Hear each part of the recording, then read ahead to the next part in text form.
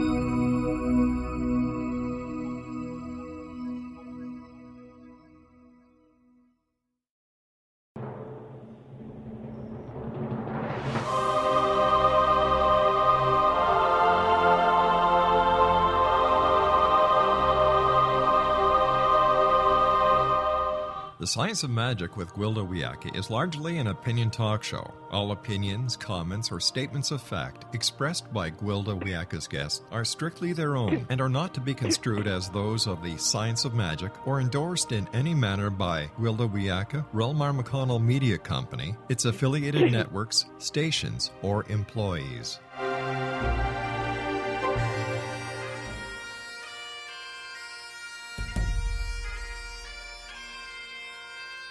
Welcome to the Science of Magic with Gwilda Wiyaka, a program dedicated to uncovering the unified nature of reality and humanity's ever-evolving place as truly galactic beings. For more information on the Science of Magic with Gwilda Wiyaka, visit us online at www.thescienceofmagic.net.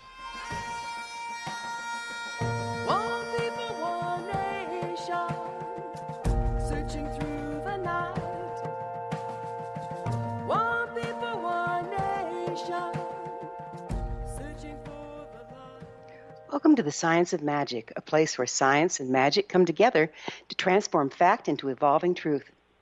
We can be found on our website, www.thescienceofmagic.net. I'm your host, Gwilda Wiyaka. This hour we'll be exploring spirit dancing. I was invited to present a lecture on shamanism at the Celebration Metaphysical Fair one year. I was a little skeptical, but my publicist at the time assured that it was the largest and oldest fair of its kind, and it would be a good thing to do, so I agreed. One thing led to another until our musical group was also performing throughout the weekend, and we ran a booth for my shamanic art school. It turned out to be one of the most challenging weekends of my life. When we first arrived to set up the booth with the school texts and shamanic tools, there was no indication of what was to come. There was a crew of students helping, and together we set the booth up in no time. I went back to the hotel for dinner and a restful evening. Our musical group was to open the fair, so we showed up early the next day. Again, there was no apparent problems since the equipment had been set up the night before. We were halfway through the first set when it hit the fan. I'd just taken a deep breath preparing for a particular high note when I was blasted with a wave of dizziness that almost blew me off the stage.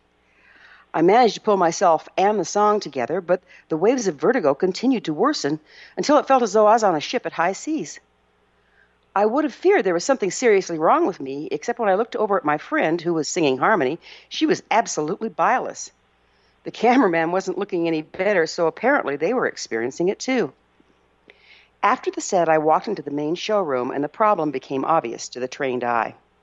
It was a huge venue, every wall lined with tables of psychic readers, all busy at work. In order to read others, it's necessary to transcend ordinary reality frequencies. Gateways were being opened at random with no regard to the ramifications. Frequencies and realities were flying around and crashing like waves. A sensitive's nightmare. When I arrived at our booth, one of my students was madly fanning sage around with a desperate look in her eye. "The sage isn't going to cut it," I informed her. "We have to create some really solid space around this booth if we have any hope of surviving the weekend." Through the use of tried and true shamanic ceremony and consistent maintenance of space, we did survive. Just. So what was going on? There are a lot of gifted people in the world, but very little provision for training in the use of one's gifts. If a person is going to be dancing in the spirit realm, they need to know how to maintain sacred space and manage frequency, or the bleed-through is nothing nice. When one randomly opens space between realms without sacred space, incompatible frequencies combine. In some traditions, this is seen as demonic or evil forces entering this realm. I simply view it as bandwidths that are out of place, but there you have it. Setting sacred space through ritual provides a closed system in which one can transcend frequencies or different divinations of the spirit realm without affecting the world at large. This protects not only the others in the vicinity, but the practitioner and client as well. Every shamanic tradition has a provision for setting space, and believe you me, it involves a lot more than waving sage around. That's why it's so important to learn and follow traditional protocol and frequency management, rather than simply adapting a little from this practice, a little from another, and participating in theatrics. The good news is this stuff really works. The bad news is this stuff really works, and if you're not well trained and mindful in the wielding of frequency, you can create one heck of a mess. Our guest this hour, Konstanza Morning Star, is the author of Medium, a step-by-step guide to communicating with the spirit worlds. She's an ordained minister, certified medium, and National Spiritualist Teacher. She's also a shamanic practitioner. Konstanza holds a Bachelor of Arts degree from Newcomb College and a Master of Public Health degree from Tulane University.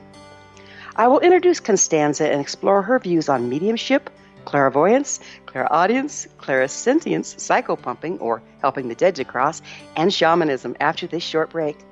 You're listening to The Science of Magic. Prior innovative episodes can always be found on our website, www.thescienceofmagic.net.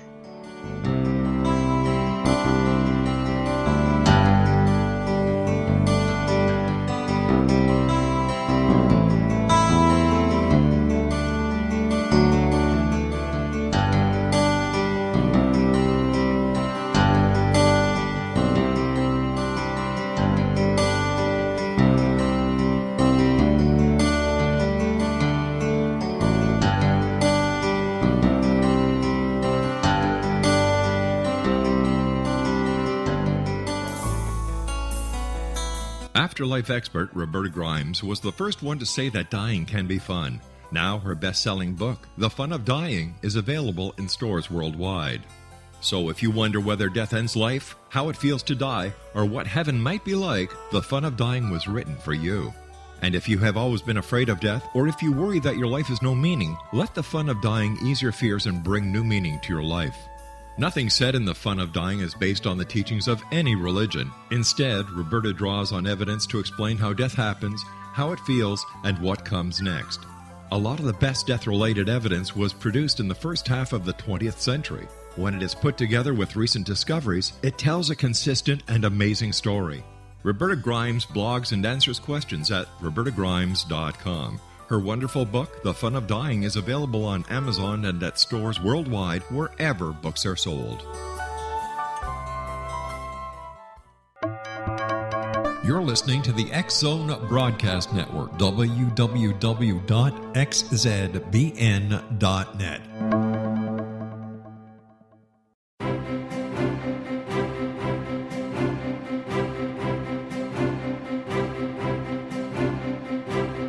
While science pursues fact, magic accesses the quantum level, bridging random facts to form truth. As long as science and magic remain separate and polarized, the truth cannot be known. I'm Gwilda Wiyaka. Join me on the Science of Magic radio program dedicated to unification and evolution of consciousness. During each episode, I'll be speaking with experienced and respected scientists and mystics. From astrologers to astronomers, from medical doctors to shaman, the scientific method to dowsing and intuition, we will weave together information from seemingly divergent practices to promote unity and enlightenment. Join me, Gwilda Wiyaka, and the Science of Magic right here on the X Zone Broadcast Network. For more information, visit www.thescienceofmagic.net.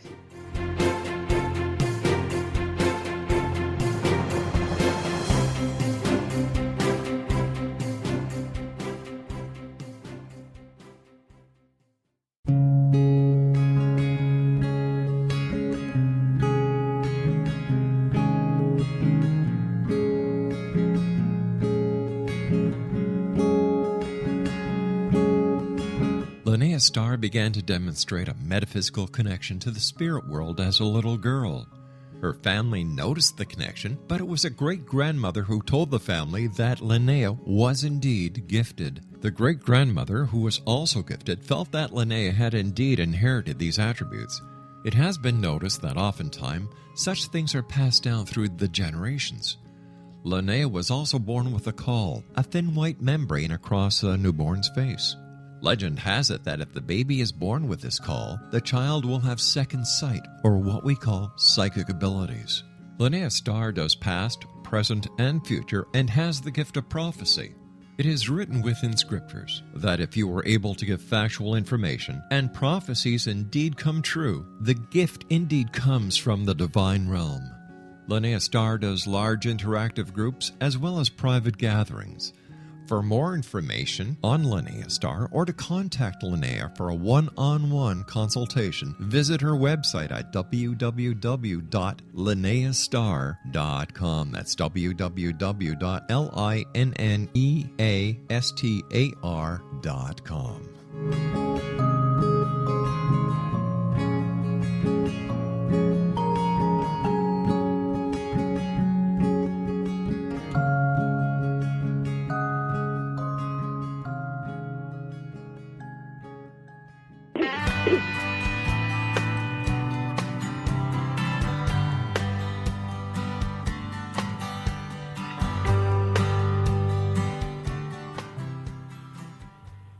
Welcome back. This is the Science of Magic, dedicated to unification and evolution of consciousness. I'm your host, Gwilda Wiyaka. This hour, Konstanza Morning Star, the author of Medium, a step-by-step guide to communicating with spirit worlds. She can be found on her website, silverspringoflight.com. Konstanza, thank you for joining us on the Science of Magic. Thank you for having me. To start out with, I've got some questions around some of your bio things because I'm not familiar with some of it. You're an ordained minister. Which church were you ordained through? I'm ordained through the National Spiritualist Association of Churches, and it's been in existence since the 1890s, and it's the oldest organization for spiritualism in the United States. And they have a number of churches all over the country, and in particular, I'm affiliated with the Center for Spiritual Enlightenment in Falls Church, Virginia. Oh, nice. So that's how you became a natural spiritualist teacher, is that correct? That's correct. And it did involve years of training and study and a lot of practice and formal examinations as well. So it was a very long process, and it took me, I think altogether it took me probably about 5 years from when I started to study until I was ordained. So it's not something that you just do overnight and in a snap. It just takes time. I'm so glad to hear that, because I know people can become ordained by sending $5 in over the internet, and so many people do that and then call themselves ordained. It's like, really? Come on. So how does one become a certified medium? Again, this too is through the National Spiritualist Association of Churches, and what it involves is it involves a lot of study. It means you take the Morris Pratt educational course on modern spiritualism. That's the educational part of becoming a medium. But then you also have to take other classes, and you have to sit in development circles so that your gift of mediumship develops. And once it's developed and you are deemed ready for public demonstrations, then you have to give regular mediumship demonstrations in front of various congregations. And that means that you connect with the people, with the congregants' spirit loved ones. You have to bring them through, and you have to bring a lot of information called evidence so that the sitters can recognize their own spirit loved ones. And then if they feel that you've given enough good evidence and that they feel that they really recognize the spirit person, they might feel inclined to write what's called an affidavit, where they fill out the information that you brought through and whether they feel that you really connected with their spirit people. And you have to, I think I had 12 of those affidavits that I submitted to take my certified medium's exam. So not every time when you give messages do people feel inclined to fill out an affidavit. And I think you can give a lot of evidential messages, but if people don't have the time or they don't feel inclined or they don't want to fill out a document associated with an organization, then they'll just say, well, thank you, this was lovely, but I'm not comfortable filling out any paperwork. Well, that sounds very extensive. And then yes, my last question along these lines is, where did you get your training as a shamanic practitioner? Through the Foundation for Shamanic Studies. Oh, Michael Harner's group, yes. Yep, Michael Harner's group, and it's really interesting how all of that came about, because I started taking the mediumship classes, and I started to attend a spirituals church in 2004, 2005. And several years later, I believe in 2007 or 2008, I can't remember, in my meditations, I started to have spontaneous contact with a spirit animal. And then later that animal showed itself to me in ordinary reality on one of my hikes in Shenandoah National Park. And when I shared that with a friend of mine who actually was very well versed in shamanism, he suggested that I might be interested in attending a drum circle. So he introduced me to the shamanic drum circle also in Virginia, affiliated with Michael Harner's group. And I started to attend, and after a while I thought, okay, it's time to really take formal classes. This is indeed calling me.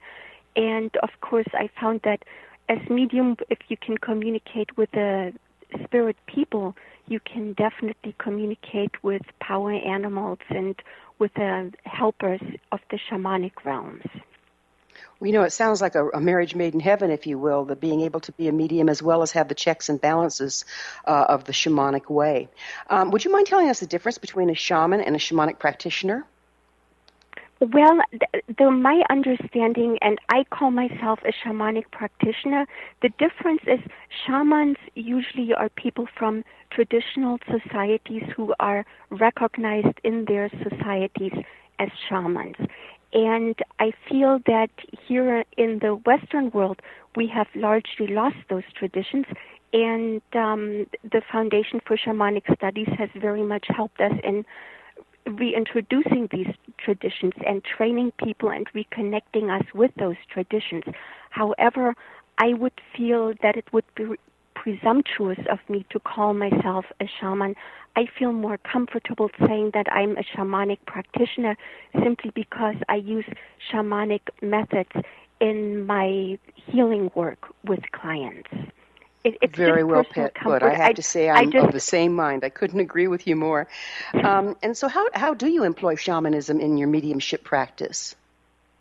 Well, actually, they are two different things. My work as medium consists largely of either teaching mediumship development or giving private readings to clients who come to me. And in those private readings, I open with prayer, and then I connect with the people's spirit loved ones, bringing through a lot of evidence, as well as sharing whatever messages of guidance those loved ones have for them.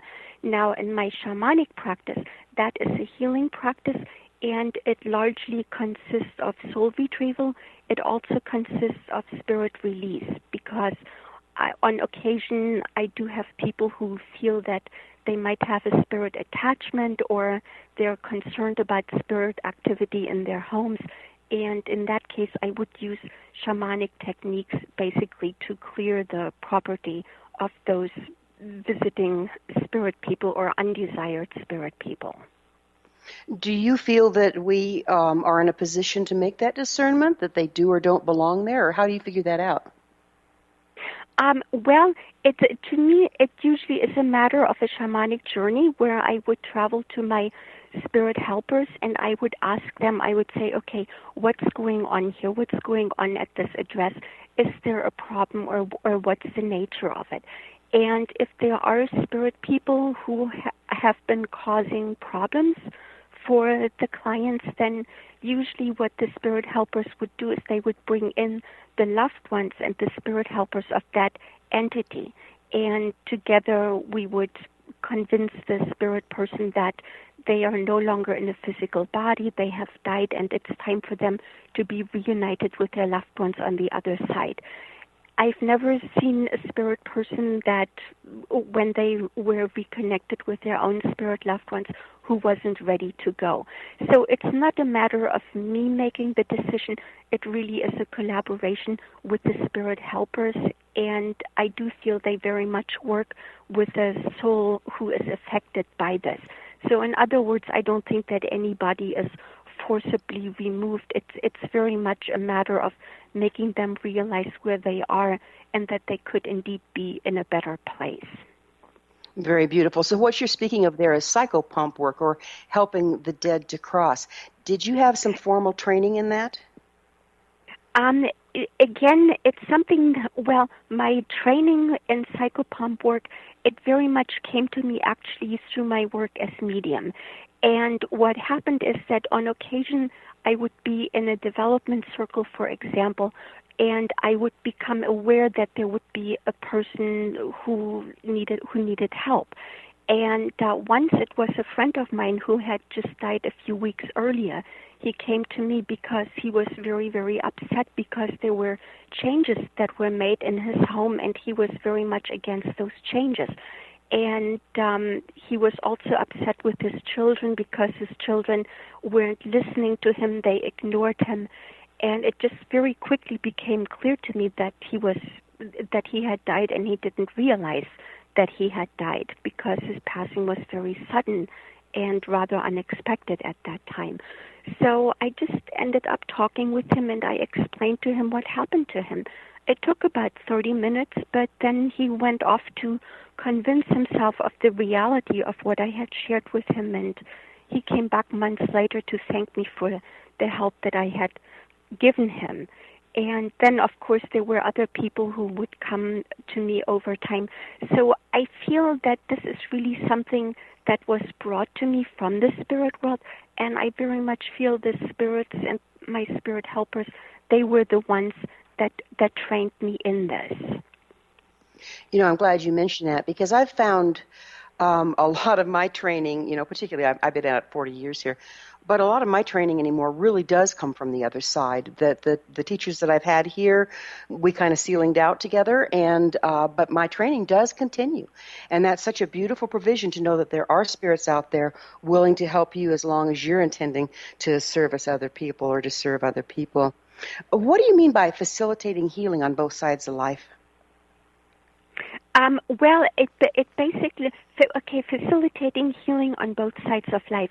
When you give as medium, when I give a reading and the spirit loved ones come through for a client, it is something that is very healing for my client here in the physical, because they realize that their loved ones are still alive and well on the other side. I do make sure that I bring a lot of evidential information so that there really isn't a shadow of a doubt that I'm really connecting and really communicating with their loved ones. So it's healing for them because they know that their loved one is still alive and well, and it also helps them know that life is not the end and that they themselves don't have to be afraid of death. Beautiful. And, we're going to have to take another short break. We'll return to our discussion after this short break. You're listening to The Science of Magic. I'm your host, Gwilda Wiyaka. Do you want to hear more? Previous broadcasts of any episodes can always be found on our website, www.thescienceofmagic.net.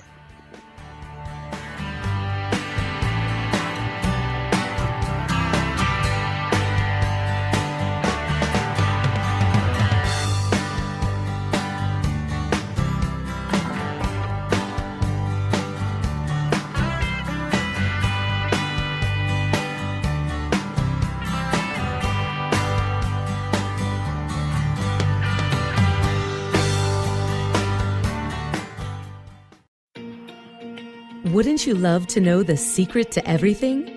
Well then, meet Dr. Kimberly McGeorge and her cutting-edge breakthrough knowledge that combines science with possibility. Dr. Kimberly brings real-life answers and healing to those open to alternative solutions. She teaches solution-based programs and classes that will change all areas of your life forever. Specializing in conscious creation, intuitive readings, and energy medicine, you can rapidly shift health, relationships, business, and money and abundance challenges quickly. Receive her best-selling book, Secret to Everything, at no cost by going to secrettoeverything.com/X-Zone. That's right, transformation can start now. Just go to secrettoeverything.com/X-Zone and receive Dr. Kimberly's book for free. You're listening to the X-Zone Broadcast Network, www.xzbn.net.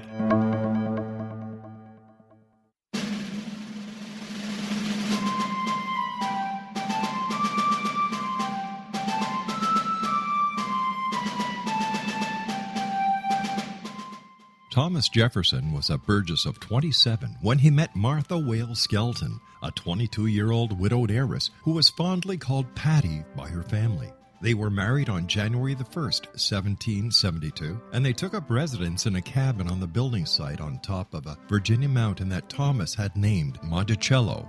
As Thomas and Patty slowly built their first version of the great house at Monticello, the Revolutionary War was heating up. Patty, with difficulty, bore 5 children, but only 2 girls survived. Thomas's political career developed to the point where he was often away from home, but after he authored and signed the Declaration of Independence in Philadelphia, he resolved never again to leave his wife. He was elected the governor of Virginia, just as that state became the Revolution's last battleground. The Revolutionary War ended in 1781, and Thomas gladly retired altogether to my family, my farm, and my books. But Patty continued to want to bear her treasured husband a son, and late in the summer of 1782, she died of kidney failure at the age of 33, 4 months after having borne yet another girl. Thomas was so devastated by her death that he never remarried. He mourned her for the rest of his life, even as he helped to frame the peace in France and then became the first Secretary of State, the second Vice President, and the third President of the United States.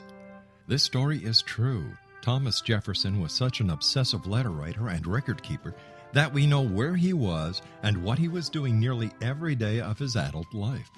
Every significant thing he says in My Thomas comes from his contemporary writings.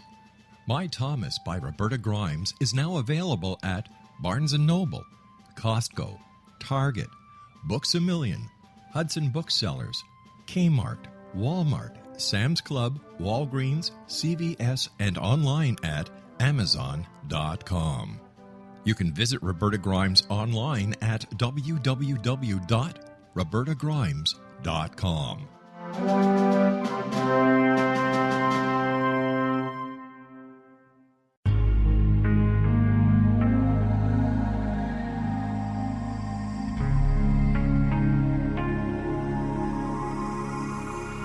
The scientist and the mystic have been on an age-old, relentless search with one thing in common. They seek truth. Their paths converge in the 40,000-year-old practice of shamanism, an ancient science delving to the quantum level of life, facilitating healing, manifestation, and evolution. I'm Gwilda Wiyaka, the founder and director of Path Home Shamanic Arts School, a unique Colorado State-certified occupational school, training shamanic practitioners and teachers. We also provide classes for empowering personal lives through shamanism. Our certification classes are in week-long segments enabling international participation, and online classes and long-distance shamanic healing sessions are available. Come discover the science of magic in the limitless world of shamanism. www.findyourpathhome.com.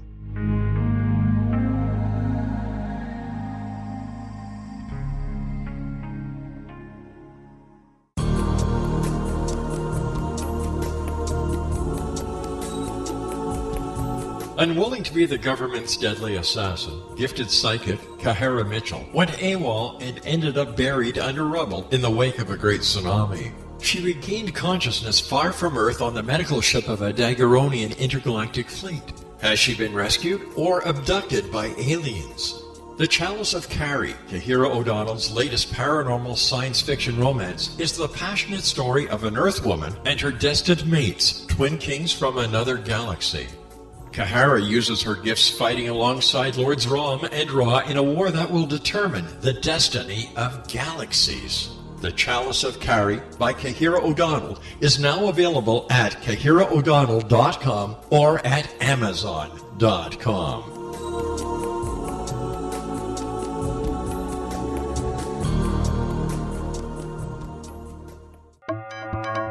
You're listening to the X-Zone Broadcast Network, www.xzbn.net.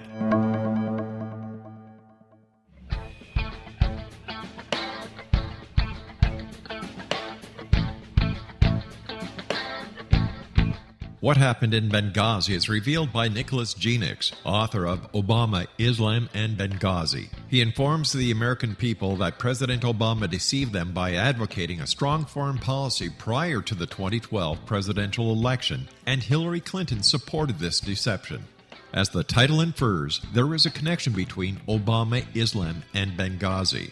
Ample evidence informs Americans that Obama's early indoctrination in the Quran developed an affinity for Islam, why the Quran is the source of discontent in many countries, and why the Obama foreign policy deception led to poor military action and caused the loss of American lives in Benghazi. Genix provides 36 questions for the Select Committee on Benghazi to validate if Americans are justified to mistrust President Obama and Hillary Clinton. An overview of Obama, Islam, and Benghazi is presented on the website www.futureofgodamen.com. That's www.futureofgodamen.com.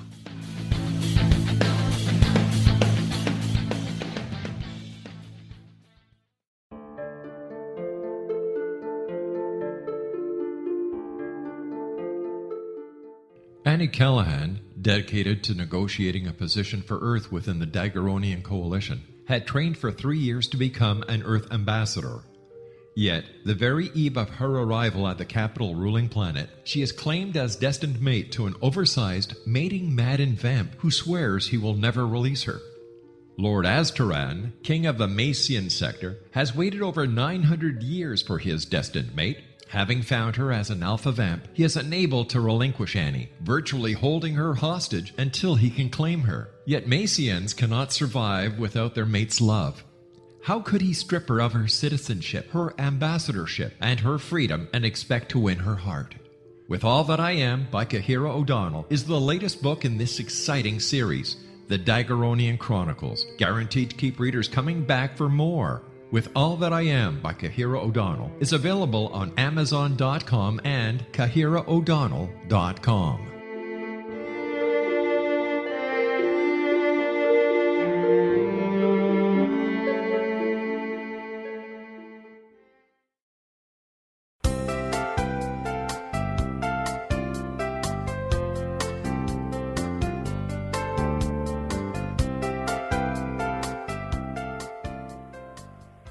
Welcome back. This is the Science of Magic, a place where magic and science come together to promote enlightenment.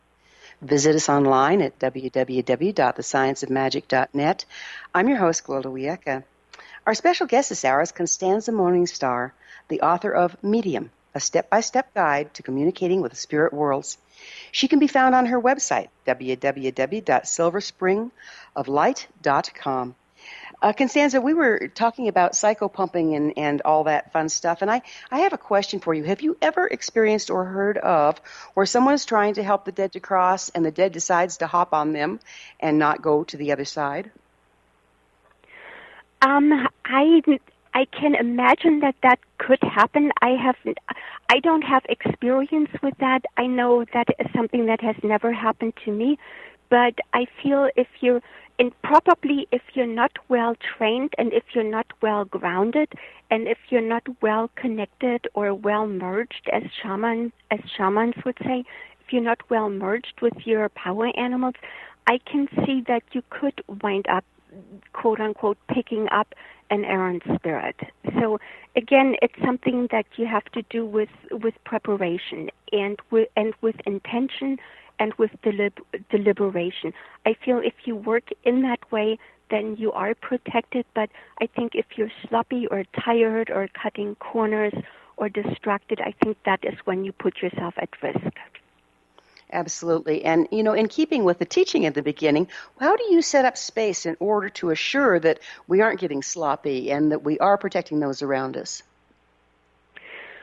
Well, I do keep a very clear physical space. I keep my place physically clean because I do feel that clutter and dirt and things like that, they do tend to attract undesirables, both in terms of cockroaches in the kitchen and perhaps spirits who aren't of the highest and of the best.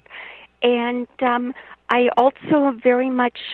it's also very much a preparation within myself. I do make sure that I make time for prayer, for meditation, that I spend time consulting with my helping spirits, and that I live my life in a way that's set up to basically help people.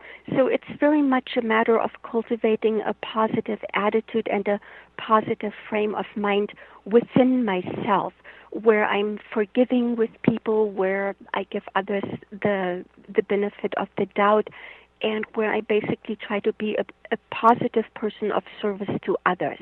So I feel that if these are the qualities that you build and cultivate within yourself, then you're in a good position to do the kind of work that I'm doing. And I feel that it does give you a lot of protection in that it attracts spirit helpers who want to work with you, and they do want to make sure that you come to no harm simply because you wind up helping a lot of people. The key sounds like is living the life of sacred space rather than just performing it when you're getting ready to work. Is that what you're saying? Absolutely. It is very much about living the life of sacred space within and all around you. And sometimes people want to take shortcuts and they think that, they can take a class or a workshop and they're ready to go, but it really is a little bit more complicated than that. I find it is very much about living the life. I agree. It's totally lifestyle. And if we're living our life in an imbalanced way, how can we hope to hold balanced space to do our work or to work for others? That's correct. I would say if we're in an imbalanced place, then it's important to realize that there is an imbalance and to try to do what we can to bring our life back on track. So for example, if I would be in a place where I'm really compromised, perhaps because I'm going through a period of heartbreak or setbacks in my life, what it would mean for me is that I would take a break from doing my work. And I would just say, okay, I need a few weeks of a time out. I need to just get myself back in balance. So I'm not going to make myself available as medium or as shamanic practitioner in that time. That's a beautiful way of taking responsibility. Konstanza, the one thing that I found as a practitioner is that the practice itself demands constant surveillance and constant processing in my personal world, in my personal life, in order to be present and ready to be the caliber I need to be the frequency master I need to be to service my other people. Is that what you're talking about? Yes. Very much so. Very much so. And my teachers would also say that after we've worked with the spirit world, it's also important to really close that connection off again afterwards, just so that we can then go on and live our life just as a person, not as a medium, because it is important to have balance, like we said a minute ago, and that involves being able to get together with friends and family or go to a movie without necessarily being open to the spirit world all the time. That's a really good point, because not only is the spirit world distracting to us, but us carrying that frequency around in ordinary reality and day-to-day life can be challenging for those around us. And I personally find I have to be very mindful of that. So what are the séances? You say you do séances. Would you explain what that is and how you perform them? Well, for me, a séance is simply a group reading. And I think people can have various understandings of it, but the way I use the term séance is it simply is a group reading. And it's just where you get together, where I would get together with a group of people, possibly a family or a group of friends, and I would connect with the spirit people of the people who would come to this event. So you also teach mediumship and psychic development. Does a person need to have a particular gift, or can anyone learn to do this? I feel because we all are spirit and we all come from spirit and we all go back to spirit, and we're just temporarily housed in this physical body, if you will, I do feel that we all have the ability to connect with the spirit world. I do think it's a skill. It's very much like reading and writing, playing an instrument, or being able to draw or paint, or creating beautiful things out of wood. I think it's a skill, it's a gift that can be learned. But like all of these skills, it does require patience and it does require dedication. And it's important to remember that when we learned how to walk, and walking is natural for humans, we weren't born walking. It took us a while to learn how to walk, and then it took us a while before we were able to perfect it so that we were able to play, I don't know, soccer, football, ballet, or whatever sport we might have gotten into. So we've been talking about spirit world. Would you mind defining what you mean by spirit world? Well, I would define spirit world as the place where we go after we die. Commonly, it's also known as heaven. So it's basically the life, the dimension, the life after we leave our physical body.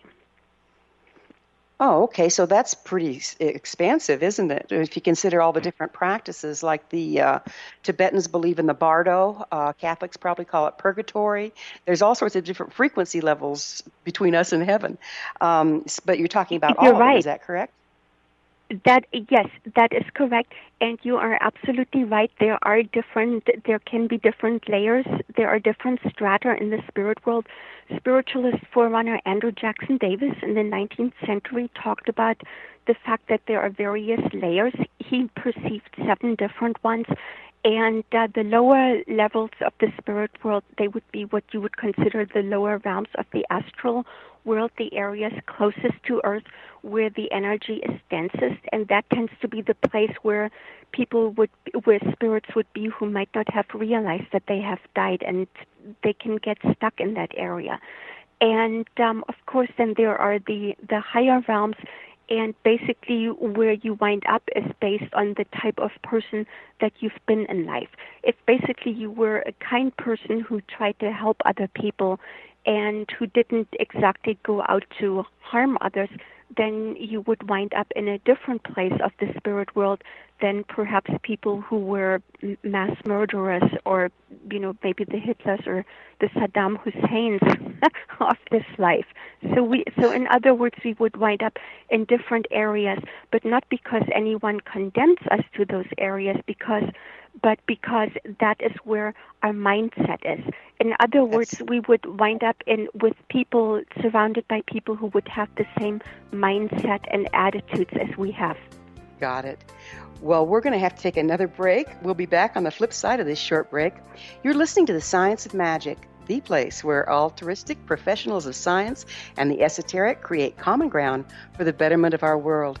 You can always listen to previous broadcasts on our website, www.thescienceofmagic.net.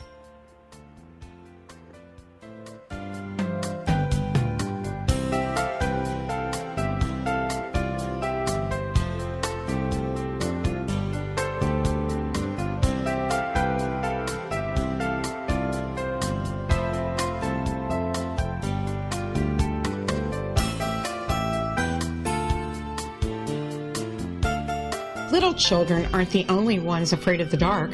Millions of soldiers return from war zones with PTSD, anger, frustration, fear, and loneliness, much of which surfaces during the darkness of the night. You have the chance to change the lives of these American heroes. Songs and Stories for Soldiers.us provides free MP3 players for these men and women. With a list of 3 million songs in 16 different styles, 100,000 audiobooks, and 30,000 old-time radio programs, every veteran can find something to soothe and comfort them at no cost. All our players contain an 8-hour audio program designed to help veterans fall asleep. With 1,500 plus vets now participating, it's our goal to deliver 10,000 audio players this year. Go to our website at songsandstoriesforsoldiers.us. Help us help a veteran make it through the night.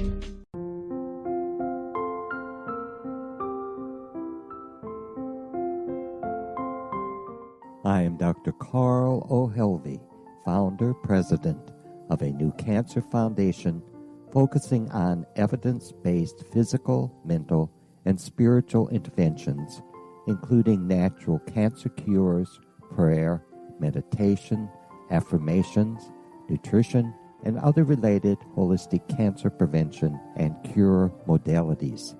These are used in cancer education, research, and financing care.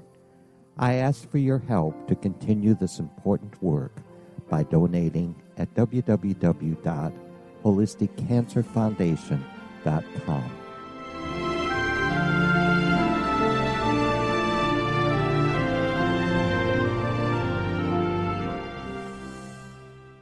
You're listening to the X-Zone Broadcast Network, www.xzbn.net. If you enjoy reading a good mystery with a touch of the paranormal, then you'll love From Out of the Woodwork by William S. Peckham. Sean Kennedy, a Toronto contractor, buys derelict houses, guts them, and turns them into multi-family dwellings. When Sean buys 29 Livery Lane, a century house in ruins, and starts the renovation, the house fights back.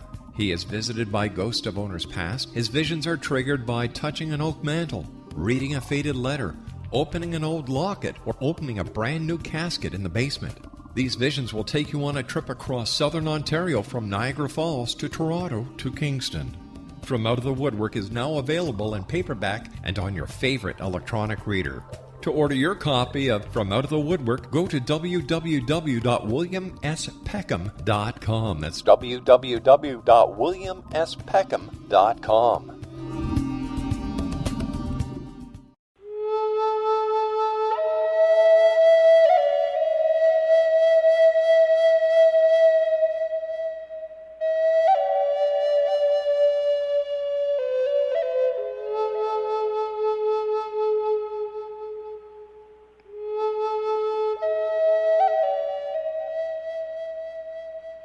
Welcome back. This is the Science of Magic, bridging together gifted people of service to the world.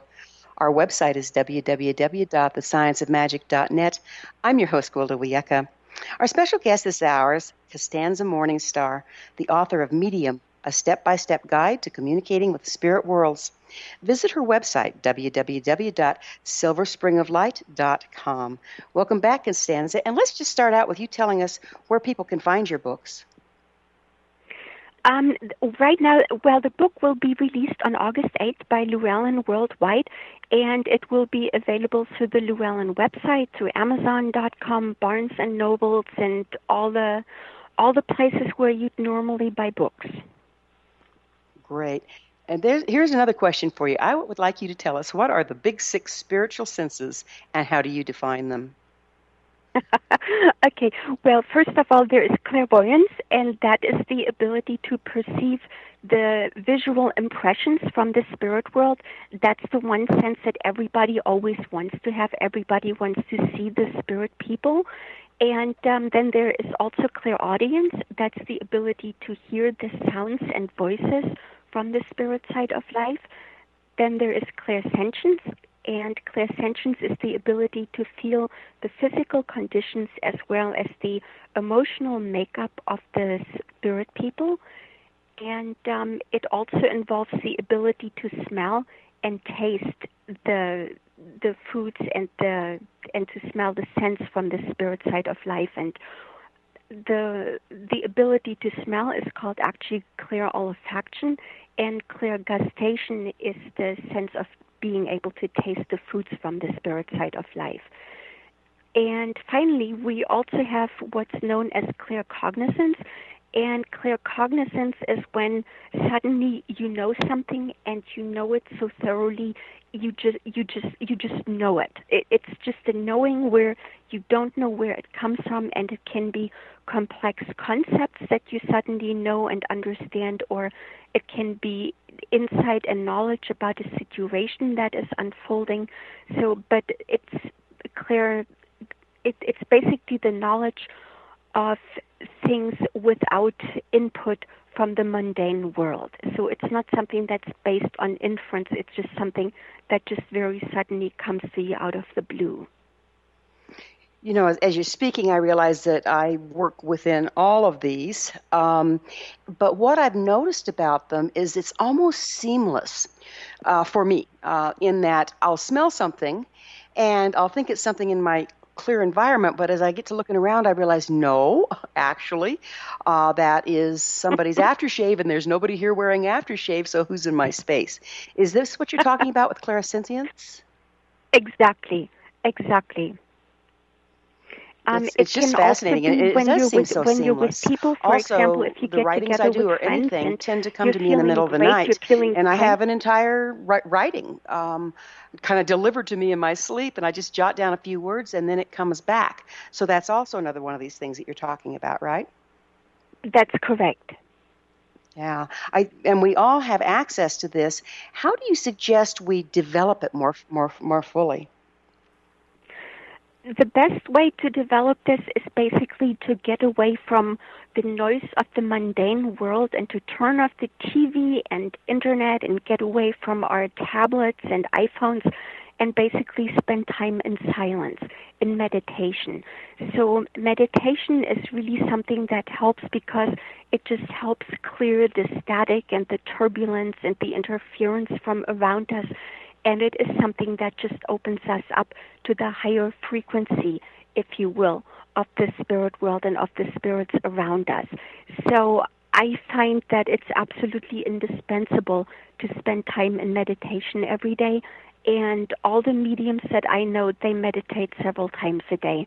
It just comes with the territory, and it does help open up and then sharpen our gifts and our abilities. What do you see as the difference between the journey trance and meditation? You mean between shamanic journeying and meditation? Yes, ma'am. Well, there is a difference. And with meditation, we basically sit down and we close our eyes and we calm ourselves. And we're not necessarily trying to pursue contact with anybody in the spirit world. We just sit quietly and we're going within. Shamanic journeying, on the other hand, is something that is always done with a purpose.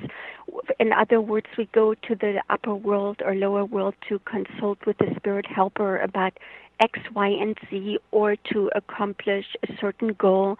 So we journey with purpose, but meditation is basically just for the purpose of just being quiet and going within and just cultivating that inner silence. So they each have different purposes depending on what you're trying to accomplish, huh? Very much so, yes. You mentioned what you call lower astral plane entities. What are they? Basically, they're spirit people who are stuck, who probably don't realize that they have died, or who perhaps are afraid to move on in the spirit world, because sometimes people grew up with a belief in hellfire and eternal damnation, and they can be very afraid when they die and they realize, wow, they didn't live a good life, and perhaps they were thieves, or maybe they harmed others, or they cheated on their spouses. They might think, oh my God, I'm going to go to a hot place called hell. Well, I don't want that. I'm just going to hang out over here where maybe I can just avoid this kind of punishment.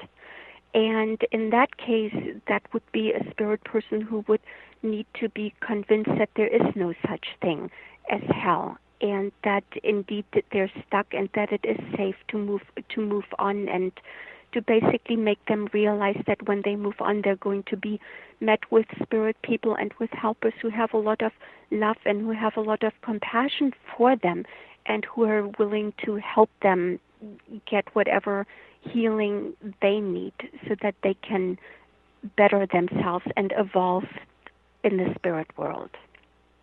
What advice do you have for our listeners interested in learning mediumship? I would suggest that they start meditating, and I would suggest, and I know this sounds like I'm trying to promote myself, but I would recommend that they would purchase my book that's going to be released, the book Mediums, a step-by-step guide to communicating with the spirit world, simply because it is very beginner-friendly. I don't assume that anyone knows anything about it, so there are a lot of explanations, and everything is broken down into steps, and there are also a lot of different exercises in there that would help people. And I would definitely recommend that they start a daily meditation practice where they just go within. And I also feel that prayer is important as well. So if they feel drawn to pray for other people who might be going through difficulty, or praying for areas that experience strife and hardship in the world, that too is a good way to open up the awareness to a greater sense of wanting to be of service. And again, it's something that would make a person attractive to the compassionate, helping spirits who would want to work with them and to help them develop the gift of mediumship. That's very well stated. It's like there's no substitute for self-awareness, self-control, and self-healing, because the more we do of it, the higher our frequency, and the higher frequency beings we draw to ourselves. Constanza, it's been an absolute joy having you. Unfortunately, we're out of time. Thank you for everything you're bringing the world, and hopefully we get together again sometime. This has been the Science of Magic. Thank you for inviting me. Remember, you can always listen to past thought-provoking episodes on our website, www.thescienceofmagic.net. Until next time, dear ones, may you be blessed with knowledge, comforted with love, as you dance in the land of spirit. Searching through the night, one people, one nation, searching for the light. One people, one nation, coming from the stars. One people, one nation, to heal this earth of ours. Our gracious Mother Earth, our